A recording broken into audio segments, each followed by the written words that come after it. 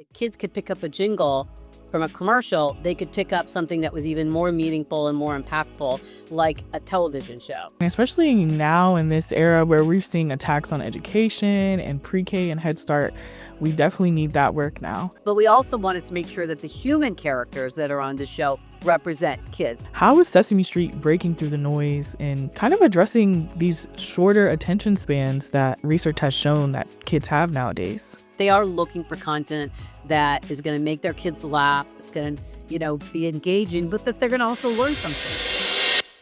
Welcome to the Ed Unplugged podcast, where we say the quiet part out loud. I'm your host, Tatiana. In this podcast, we're going to get into all of the pressing issues happening in education today. So stay tuned and let's get into it.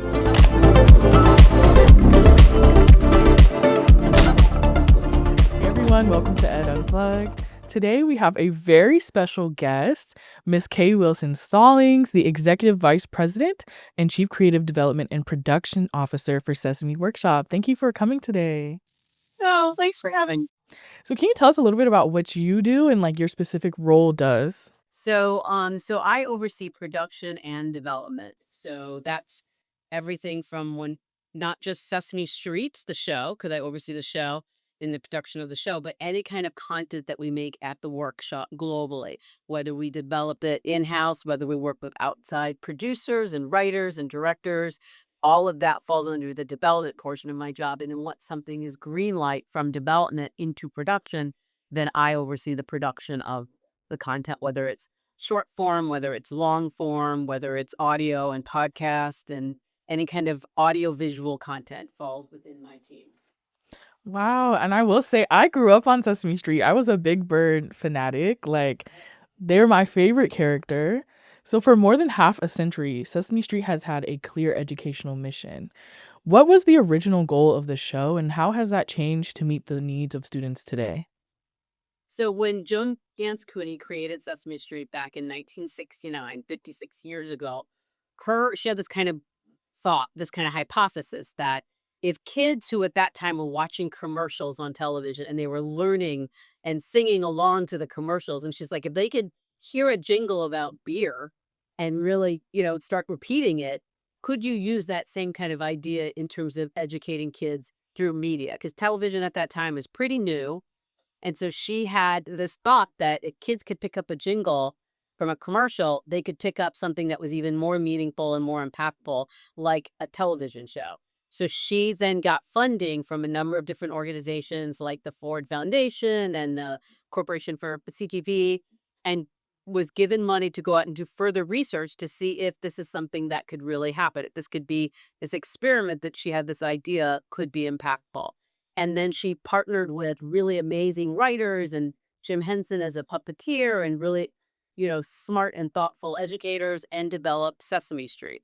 And the goal of Sesame Street at that time and still today is to be an experiment. We still look at everything that we do as an experiment and to meet the needs of children today. So in 1969, the goal was to help children, particularly children from underrepresented communities, to get ready for kindergarten. Right. So it was a kindergarten readiness curriculum. And so focusing on things like ABCs and 1, 2, 3s and getting kids ready so that they could go to kindergarten prepared.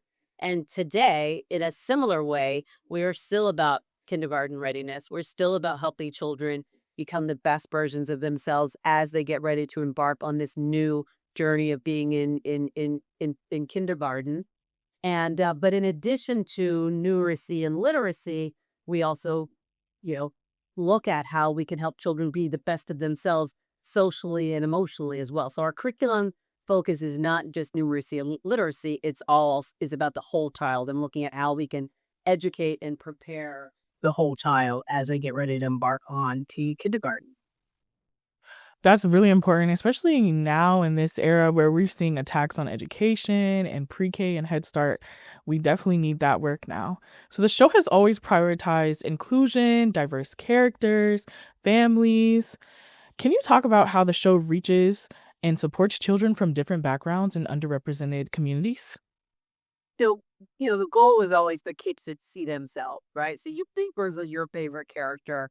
Every child watching Sesame Street has a favorite 1, 2, or 3 character But we also wanted to make sure that the human characters that are on the show represent kids. Like, we look at Sesame Street as being like a mirror and a window. So we want kids to see themselves as if they're looking into a mirror, but we also want it to be a window so kids could see and get an idea of how other children and other families and other kids live and play and interact with their families and with their friends. And so we've always had since the very beginning this goal of making sure that kids saw themselves, and we still to this day that's what we're always trying to achieve. And Sesame Street back in 1969 was the first show to have an interracial cast, right? So you had, characters and Muppet characters and monsters that were all different shapes and sizes and different colors of fur. But then you also had human characters who were from all different ethnicities and racial background. And that's something that today that's one of our goals today is we want to make sure that kids are always seeing themselves. It's important, right? It's if kids are going to relate to the characters, they're going to relate to the characters so they feel like they have something in common with the characters, but they see themselves in those characters, in those humans, in this community that Sesame Street. Wow. Speaking of favorite characters and representation, who is your favorite character you feel like represents you the most?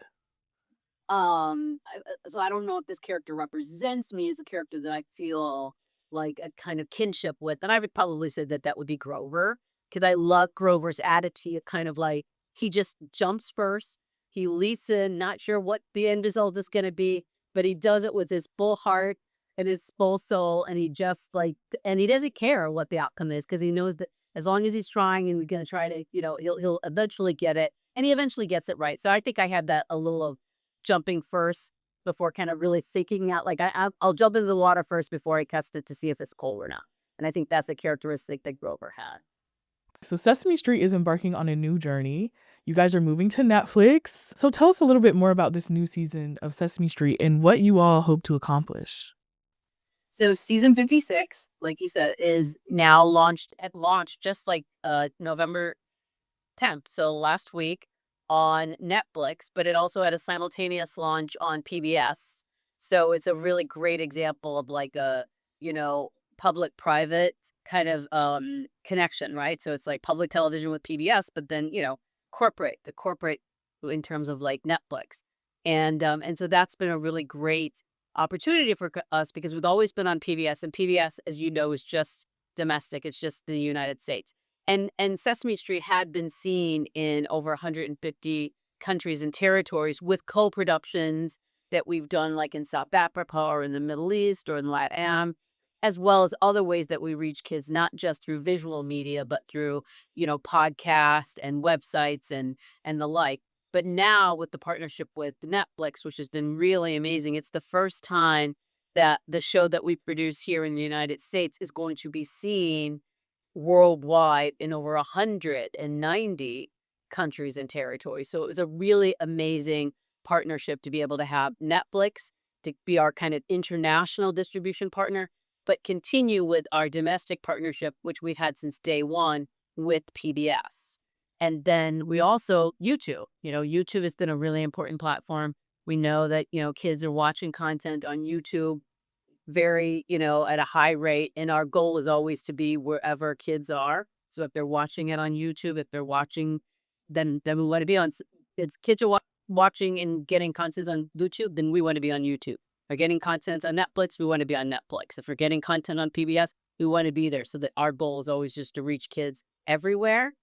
But the new season of Sesame Street, season 56, was really exciting because, as I said, Joan thought of Sesame Street as an experiment, and we, to this day, still look at Sesame Street as an experiment. So on a regular basis, we are looking at how we can reimagine Sesame Street to meet the current needs of kids today. And so that was something that we embarked on about 3 years ago, is looking at, look, we're going to be on a new home with Netflix. What is it that we want to do to change the show and make sure that it really stays relevant in kids' lives? And so that's what we did, is we reimagined the show so that it's just exactly what kids are looking for today. So, like, for example, we know that, kids love animation, right? Our show is a puppet show. We never want to go away from that. It's, it's always going to be a puppet show. But we also know that kids like animation. And so what we did in this new season is we added animated elements to help kind of bring a little freshness, kind of bring kids, hopefully help them kind of lean in when they see something that looks a little bit interesting and unique. So the animation is used to kind of enhance and like punctuate key moments. We're taking a perspective of it's really story driven, it's really character driven, and so we're starting with characters and starting with story, and which is a little different than how we had done the show in the past. In the past, we really started like with the curricula and with the theme, like the topic of the episode might have been about the letter B, and so everything focused on the letter B, and the story was told through that lens of the letter B. So maybe it was about a ball, or maybe it was about a balloon or a bicycle. But in this reimagined, we're starting with the character, so that it always starts with one of our characters inviting the audience in and starting with their day. Like as if the kid at home is coming along, being taken by the hand and coming along with our characters. And so it's very story driven, and it's very character driven, as opposed to before where we really started with a topic. So that's the change. We also have added a lot more music. Music has always been the hallmark of Sesame Street. I'm sure you probably can remember songs that were some of your favorites growing up. And we wanted to link back into that, it's like we wanted to make sure there's locked music external. And so now every single episode has at least one song, like an episode specific song. And then finally, the humor, right? Sesame Street is always really about fun and joy. And we wanted to make sure that we had an opportunity to tell really compelling story, but also have a lot of opportunity for fun and physical comedy and that kind of joy that they get from our character. I love that. One of Sesame Street's superpowers is helping children feel emotionally connected to characters. How do you create that sense of warmth and trust through the screen? So many of our puppeteers have been doing this work for decades and decades. We have one puppeteer that's been on the show for over 40. So they are expert. They are the best in the field when it comes to this specific kind of puppetry arts. It's very specific to Sesame Street. And we do a lot of research. There's very, very little that you see on the screen that has not been shown to kids, whether it's focus group testing, where we go and we literally have our research team sitting on the floor with a group of preschoolers, and they're showing them story didactics. So we take the stories and we make little small, like kind of like books in a way, like, and they can show them as like a picture book, or sometimes it's more on the computer, but it's really telling the story so that we can see what kids are gravitating to. We can see it. They don't understand something. We can see what they lack, so that we take that information and we go back to the writers and they adjust the scripts to make sure the kids are laughing at the right places. They're learning, that they're getting the kind of impact that we're hoping to achieve in the stories. And so we do the same with our characters too. Anything that we do to change a character, or even if we're developing a brand new character. A few years ago, we developed in 2020 some new characters, and we call them humanoid characters because they had more human features, even though they were Muppets. So they had the big eye, Mhm. that. But they were real skin color because they wanted to have characters that were Muppets that represented real skin, not purple and not pink, but brown and can and so forth. And we took all of those characters, even their wardrobe, out, and we showed a new dip. We got their feedback. We're like, so what do you like? What do you don't like? Just to make sure that we're really, going to be creating these characters that kids are going to relate to and respond favorably for. So we research everything with kids and I'll go as caregiver. Wow. So, in addition to this new content, the whole series will be available on YouTube. How do you think kids will react to this legacy content in addition to the new content? So we've been on YouTube for since YouTube's been around. Like we have a YouTube channel that's has quite a few subscribers. The difference is now is the deal that we have with YouTube is that they have the largest volume of library content. So they have we've been 55 years of content. A good portion of that is going to now be available on YouTube, so you can watch full episodes. Episodes will be also library content will also be available on Netflix as well, but the largest amount of content, library content, so not the new stuff that we're making, but library content will be on YouTube. And it's great because it's like, parents that, remember watching Sesame Street, grandparents that watch Sesame Street, now there's a place that they can go and they can look at that episode that they might have fond memories of and watch it with their kids or their grandkids. So having all the library in one place, like YouTube, is actually it's really great. It's another opportunity for kids to enjoy older episodes as well. Honestly, I might go back and see if I can see some episodes from when I was little. So, in a world full of YouTube videos, TikTok, social media, and like short form content, how is Sesame Street breaking through the noise and kind of addressing these shorter attention spans that research has shown that kids have nowadays? Sesame Street before was a magazine format, and by that I mean it was a like a 7 minute like set 7 minute segment that might have been live action. Then you might have had a 3 minute animated segment. Then you might have had a 2 minute live action song. Then you might so that's what I mean by magazine. So it was a bunch of short individual segments, and they were thematically linked to like balls or balloons or what have you. And one of the things that we've actually found is that, and this isn't new. It's the same with adults too. Wouldn't you rather watch a story that has a really compelling beginning, middle, and end? Maybe it has some emotional stakes that draws you in. Also, there's opportunities where you just kind of sit back and laugh and enjoy it. And so what we did actually in this reimagined approach is actually we made the segments longer than shorter. Because I know that kids have a short attention span, but if the story is compelling and the characters are relatable, we all see 3 and 4 year old in a movie. So if the story is there and the characters are strong and like at the relatable situations, kids will sit and watch. So I think the attention span thing is this they get a little bit more antsy is they're not enjoying the content if they're not relating to the content. So if it's really compelling and relatable, kids will sit and watch.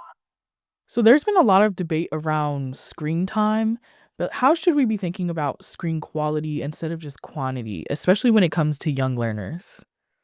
So, I think that it's really important that if you're going to have children screen time, whether it's watching a television show or a movie, or whether it's, even, playing digital games and things like that. Obviously the better quality is better. And I know that there's a lot of stuff out there that I don't think is as high quality as it could be. And, that's up to the choices of, caregivers and parents. But I do think that from what we hear in research is parents really do want their kids to watch stuff that's really good for them. They don't want to just put them in front of something and then it's just mindless dribble, kind of spewing out to their kids. So they are looking for content that is going to make their kids laugh. It's going to, be engaging, but that they're going to also learn something too. So, and the good thing is that there is a good amount of content out there that also does that. It's engaging, but it's also educational, and that's so that's what we've always done at Sesame Street is always tried to make the most engaging content. But there's always some message, something that we're trying to convey. Like our overall mission is to help kids grow smarter, stronger, and kinder. Everything that we make has to make kids either smarter, stronger, or kinder. So we're not just throwing something out there. So I do think that there is a fair amount of content out there that's not great and that's not fulfilling and that's not educational. But I also think that there's a good amount of content that is. And we hear from parents and caregivers that that's what they're looking for. So, what excites you the most, and what also concerns you about the direction educational media is headed in the next 5 to 10 years? This administration has talks about like patriotic education, changing videos and curriculum for students around the nation. How is Sesame Street kind of breaking through that? So, one of the things about Sesame Street is that, we're political. Because we're talking to preschoolers, right? So a lot of this kind of conversation and things that are going on in this political landscape, preschoolers have no awareness of. And so we're always strictly, laser focused on that 4 year old. And so everything that we make, every decision that we make is in the best interest of a 4 year old. So people could take some of the decisions that we make and try to politicize them and say that we're trying to make this message, to say that we're trying to do that we are always focused, laser focused on a 4 year old. And if we know the 4 year olds need to have, for example, a better develops an appreciation of themselves and an appreciation of those around them, then we're going to create content that's going to do that. We're going to create content that's good. Like our curriculum focus right now is all about helping kids um, it like have more kindness toward themselves, more self-respect, more, non-judgmental to themselves, but also to other people. And don't we need everyone to have more kindness, be less judgmental, more compassionate? Like the compassionate mindset is what we're trying to develop in 2, 3, 4, and 5-year-olds. And that's going to serve us all better, in the future. I have to ask, I don't know if you can share or not, but do you have any like who are the celebrities? Do you have any like big influencers coming in for this season and coming seasons? So Bubba Wallace was on the first episode that premiered on the 10th. Well, we dropped it on Netflix. We dropped 4 episodes in time. So he was in an episode. He's a race car driver, and it was really fun. And Miley Cyrus is in an episode coming up. But I mean, the great thing about Sesame is like practically every time we call somebody, the only reason they say no is because their schedule doesn't allow it. Call a celebrity because everybody they want to be on Sesame. They're scrolling up. They're like, I'm gonna be in Newark. Can I be on Sesame Street? And it's always just a scheduling thing. It's but the aftermath over was on. That was Oh, Michael B. Jordan, yes. his nieces and nephews, right? Because they're big fans, and he did like a Kwanzaa spot. He did a funny spot with Cookie Monster, and that was a fun day because there were it was his family, his little niece and nephews were here, and they were like just looking up at him, like he was like he's not Unc, he's like, but like that was and he felt so appreciative of it. So that was a fun day. This was real. SZA. And she did we every season we have like kind of the anthem for what that, season is about. And so for season 55, the anthem was about kindness. And so she did this really great song about kindness is the right attitude. And it was really great. Oh my gosh. Well, it's hard. It's like there's so many, we've had such great talent on the show, and really fortunate in that way that, a lot of celebrity talent, like, want to be part of the magic. I love that. Yes, those were all great, great people to have on the show. And I'm excited. I'm gonna watch it myself, honestly, at my big grown age.